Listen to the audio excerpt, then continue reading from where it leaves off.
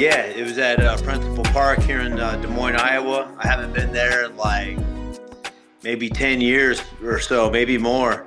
The ball went right over the plate. It was perfect. And it was good, man. I had lots of family come visit me. Some family and friends was out there showing some support.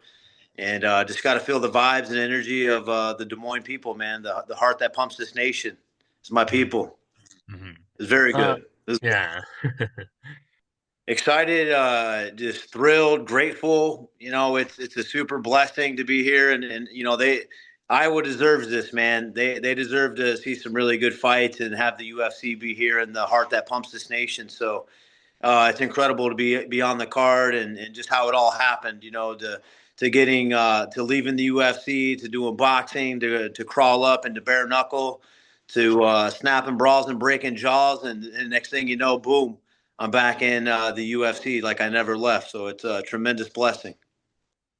It basically my hard work, you know, it's taking care of itself. You know, I never left.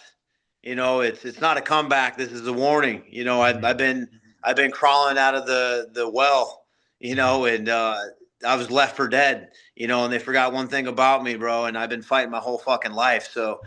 I basically made this happen. My wife, you know, I have to give her the credit. You know, she told me to reach out to Dana. Mm-hmm. You know, after my last bare knuckle fight with Alvarez, you know, they announced it right away that they're going to Des Moines. And, you know, I come back here and I visit my mom. I visit family like after my fights. My mom's in a rehab facility, so I like to come back and visit her when I can. And, you know, I'm out and about with my family, and, you know, I just got a lot of love and support. And you know, everybody was just like, man, you should be fighting on the card, you know, da da da da. But right before I left, I told my wife, you know, because she was really pushing me to reach out to Dana, and she's like, "Did you reach out to Dana?" I said, "No, I haven't." But I was like, "I tell you what, write me up a little text message. I'm gonna send it to him." Mm-hmm. And I literally sent it to him right before I got on the plane to Iowa. And when I was in Iowa, I just got a lot of love. Like, "Hey, man, you should be on that card." I was like, "Hey, I shot my shot with Dana. We'll see what happens." And he literally, the day I left Iowa was on a Sunday. He reached out to me like 1, 2 in the morning. You know, he's up all night to the hours. I was up at like 4 in the morning to catch my early flight.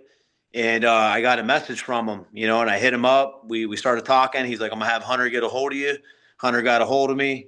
And we just kind of started talking, negotiating, throwing some names around, and the deal landed. So, you know, thanks to my wife, you know, this kind of all happened with my hard work and the things I've been doing outside the UFC. It was just the right timing.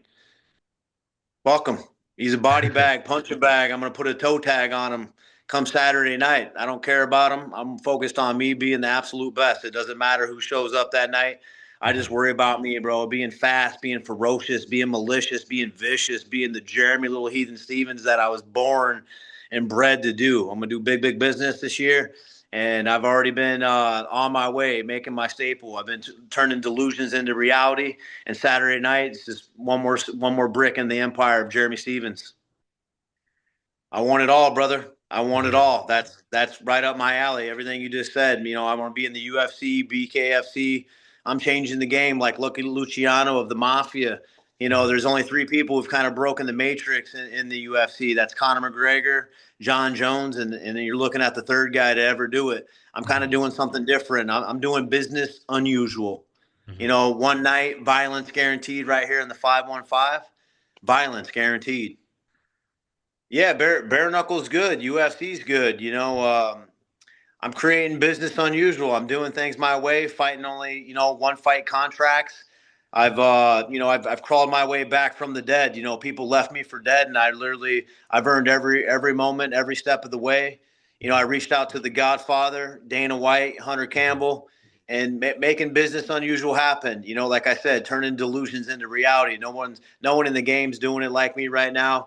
To come back here in Des Moines in front of my hometown, this is for them. You know, this is for everybody who's been counted out, left for dead, and people who've never given up, you know, and the hardworking people of this city, you know.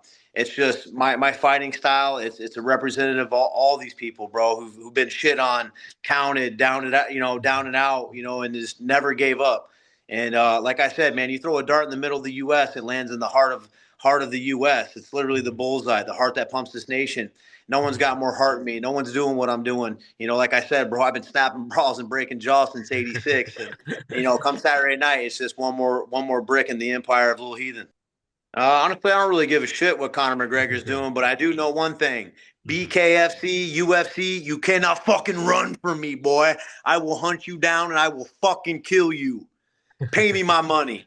Hey, matter of fact, he owes me money anyway from that last fight. They said they were going to bonus me and shit. I ain't seen nothing. Motherfucker, like a little rat running around. Tell him to pay up. Hell no, that dude was a beast. I literally said after the fight, I said, man, you're a beast. He was fast, his movement, incredible chin. I was just as nervous to fight him as he probably was me. Young, hungry dude. When we were in there, that first round was intense, and after that fight, I was limping. He was kicking my leg really well. But, I'm a fucking psycho, bro. I have psychotic skills. I will go to those dark places and I think on paper he's probably better than me. He probably should have beat me and this and that. But no, everybody counts out my mindset, and they don't realize how psychotically skilled I am and where I'll go to the depths. I'll go to depths that people can't see. It's like the ocean. Some people will go down pretty low and dark. I'll go even further. Yes, yeah. I'm a fan of Choi, man. I'm a fan of him. He's incredible, and the fact that he went and served his country in the military, incredible. I think he's married. I think he has a kid now, right? He's just growing, man. It's just taking time for that tree to grow. It's incredible to see what he's doing. I love seeing guys that I beat come back and win. If we fought again, maybe he wins. You never know. It's just it's an honor to share the ring with anybody and everybody in there because they're just like me. We're two people of the same cloth. They got families to go home to. It sucks taking a loss. You go home with half a check, and then the UFC doesn't call you, and it sucks. So when I see people come back and they win and they look better, I'm like, I like that guy. I like that guy. The people that just can, they don't want to change, they don't want to grow. Fuck them. Leave them there. They don't belong. And the guys that crawl and fight their way back and they go on to do bigger and better things. I like those type of people, just as a human being aspect. I love to see people succeed and make money and take care of their families, man. So that's a huge blessing to see him do it. He's a tough motherfucker, man. He's got my respect. Yeah, I thought we would fight, and I'd be the one to really test his chin, test his durability. And, in my eyes, I got to say that I would break him. I hit a little bit different. Everybody sees me on paper, but it's a little different when you get in there with me.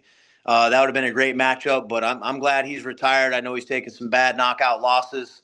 I don't want to fight him or anybody like that, who's been on some knockout losses. I want people at their best and these young, hungry dudes. And I like to just challenge myself in that aspect. But Korean Zombie, he's somebody that I love to watch, the way he walks out to that zombie song and what he does in there. He's incredible, man. So Korea, man, you guys got some incredible fighters that really put it down and some scary dudes out there.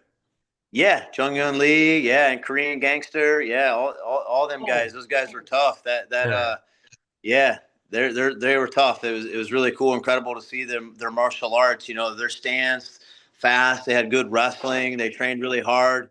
I got to take them around town and introduce them to some foods, and I had them over at my house watching some fights, and they bring me some Korean beer. It was pretty cool. So it was a good time, and then now I'm watching them in the UFC doing their thing.